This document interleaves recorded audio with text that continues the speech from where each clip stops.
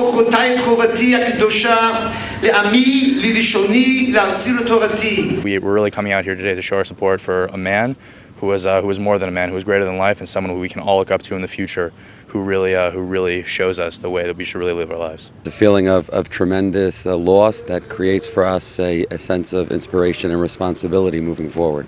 I think that Rav Lichtenstein was one of the greatest rabbis in our generation.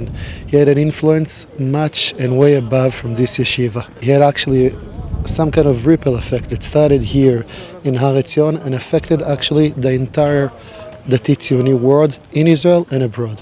I think that's why so many people have came and made their way to give him the respect and the real respect that we all deserve him based on the Torah that he taught us. We need much more rabbis like him in our generation. It's an unbelievable gathering of people who are directly and indirectly the Talmidim of Rav Aharon. The impact he's had on English speakers, on the boys who have come to yeshivas from across the spectrum, standing at the head of the yeshiva at Har Etzion, and the impact that it's had far and wide on so many who have come to learn for the years.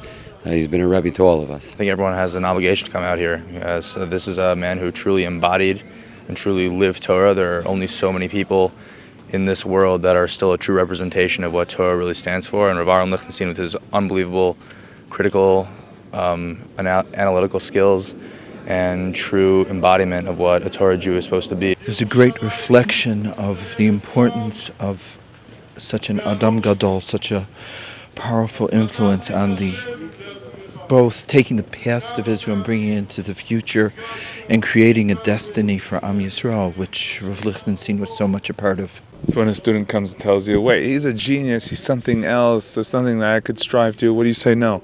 There's lots that we, the simple people, can learn from him.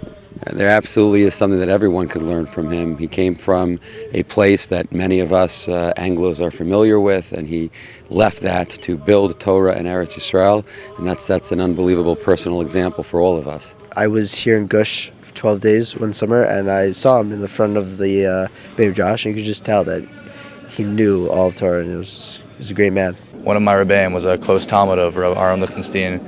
Was in the shir when he was 17 years old, and he gave us a eulogy yesterday, and he said that Rav Aharon Lichtenstein was the embodiment. Before he went to Gush and before he studied here, he thought there were only two types of great people in the world. There was a righteous person and a wise person, and then he said that for the first time ever in his life, he saw Rav Aharon Lichtenstein as a merger of the two, and he saw Rav Aharon Lichtenstein as the one who really embodied both of them and really brought them together. He was very humble.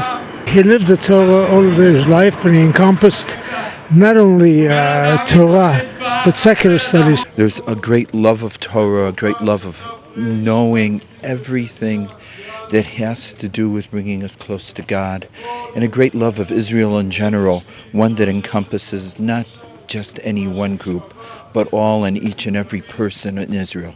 I think Rav Aharon was somebody who had tremendous nuance in his life, and he knew how to negotiate all the different areas of Yadus in a way that was complex. And he was able to find the beauty, I think, where people have difficulty finding beauty. And personally, so much from his Svarim, and just as a persona, as a leader in Klal Yisrael, I think it's a testament. You see how many thousands and thousands of people came to pay tribute to somebody who was able to find beauty in Klal Yisrael.